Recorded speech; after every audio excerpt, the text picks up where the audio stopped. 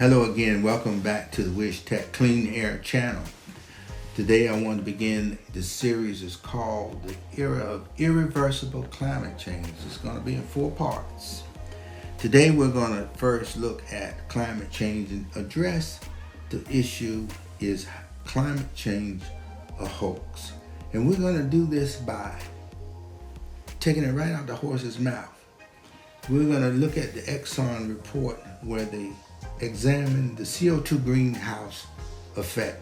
And for lay people, that means climate change. The CO2 greenhouse effect is climate change. Okay. Here is the report from Exxon's 1982 study. It is on CO2 greenhouse effect. CO2 greenhouse effect is a fancy word for climate change. So whenever you burn fossil fuel, combust oil, gas, or coal, fossil fuels in the presence of oxygen, you're always going to generate CO2. CO2, water, there's going to be some other stuff depending on what you're burning, but you can always count on generating CO2 when you burn something organic. So you can calculate what the part per million CO2 increase will be based on how much fuel oil you put in the front of the system, okay? So Exxon want to know the future, so they put together this graph. It has time from 1960 through the end of this century on the x-axis, and on the y-axis is the part per million CO2 in the atmosphere. And based on historical data, they were able to get this curve here. The most probable line is what you see inside here. With each CO2 concentration, there is a corresponding increase in planet temperature over on the right side of the graph. So it is this graph that formed the basis for net zero by 2050. Let me show you. Let's say we wanted to, and I'll show you where this 500 number comes from. But let's say you wanted to keep the CO2 in the atmosphere at or below 500 parts per million. Okay, what year will you start to encroach upon the 500 parts per million? If that's your limit, what year would that happen? Well, you go to this graph and you get a little number slightly under 500. You go over here to your curve and drop down to the x-axis, and it tells you you'll start to cross 500 around the year 2050. What will be the corresponding increase in the planet's temperature? Well, you just keep right on across here and you pluck off 2 degrees C. So you're gonna reach net zero by 250, and then you're gonna go over here and see what the temperature increase is. And that is the temperature, 2 degrees C planet temperature increase. That is the number that 192 nations signed on to with the Paris Climate Accord, with the Paris Agreement. Okay? They all signed on to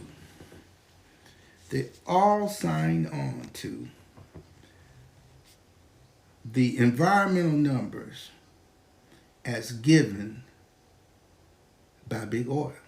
Now that's what you call the rabbit with the gun. When the rabbit gets the gun, I can guarantee you there's not going to be any fun.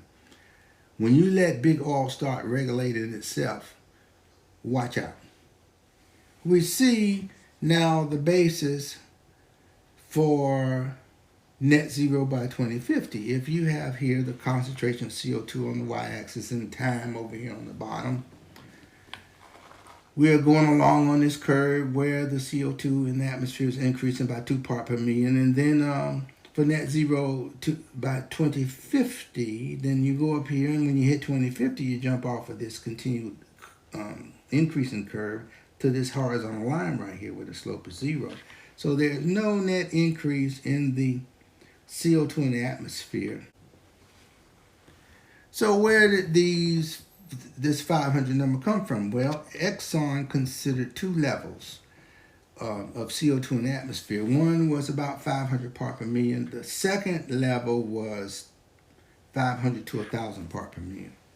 Rationale for choosing these limits is preventing climate change. It doesn't say that, does it? It says the rationale for these limits is economic. Right? It further says the second limit assumes the point where you get great irreversible climate change to the planet. You damage the planet. And what happens, that irreversible damage, is when you have a great ocean level rise due to the melting of the polar ice. Okay? The scientists went further and they stated we need to get rid of fossil fuels, is what the scientists were recommending. And what they recommended. Now, management doesn't always listen to the experts. The experts are your engineers. Just like when the Space Shuttle Challenger blew up. The engineers, they knew, do not launch that rocket below freezing. Management, well, we're going to launch it anyway. Spaceship blew up. Here, the scientists are telling you, you need to get rid of fossil fuels as soon as possible. You need alternative energy. You need green energy. Okay? Management is saying, no, wrong answer. We are an all exploration company, and we know what production rates we want to run. So you tell us what the CO2 is going to be in the atmosphere. So that's what they did. They gave them a number for the CO2 atmosphere. Now let me think about this. It is based on economics across the globe. 192 countries have signed up on these limits. Okay.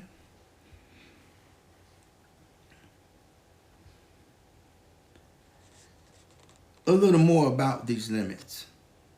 The 450 to 500 part per million limit, that the rationale, but the thinking behind that was, if you bring climate change on slowly, if you bring it on slowly over 40 or 50 years, that gives society time to adjust to the change.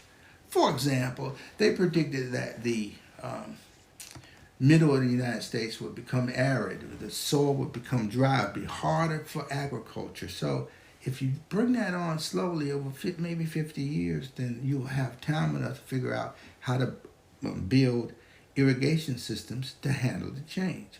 So that was the rationale behind the 500 part per million. Okay, they knew it would be irreversible climate change, but it would be manageable. And of course, this second limit was aimed at preventing catastrophic climate change. They were wrong. Their assumption was wrong. Their assumption where irreversible climate change occurred was wrong. And we see that. We can see that around the globe. The reaction of the planet to these levels that were agreed to in the 192 nation climate agreement in Paris. That whole premise was wrong. Okay, because we see in Western Canada, shellfish cooking in the surf. We see record temperatures. This summer in Anchorage, Alaska, it hit 90 degrees. And on Greenland, layers of glacier ice, and that ice is melting.